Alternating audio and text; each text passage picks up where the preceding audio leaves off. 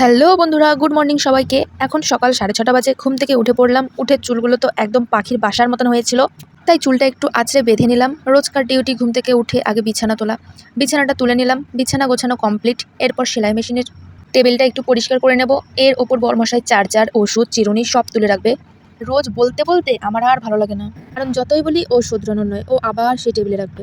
তো আমি এখন ফ্রেশ হব, হয়ে একটু চা করব। চা খেয়ে তারপর রান্নাবান্না করতে হবে। তো আমি কাজবাজগুলো করে আসি, তোমরা কন্টিনিউ ভিডিওটা দেখতে থাকো। তো বন্ধুরা, চলে এলাম রান্নার পর। আজ রান্না করেছি ভাত, মটর সেদ্ধ করা ছিল, তাই মটর দিয়ে আলু দিয়ে একটু ভাজা ভাজা মতো করেছি। আর মা কি একটা শাক এনে দিয়েছিল, ওই শাকটা বেটেছি। আর হচ্ছে কাতলা মাছের ঝোল করেছি। আর হচ্ছে পাট শাকের তরকারি। বন্ধুরা, চলে আসলাম বিকেলে, কারণ দুপুরে খেয়ে নিয়ে ঘুমিয়ে পড়েছিলাম, তাই আর ভিডিও করতে পারিনি।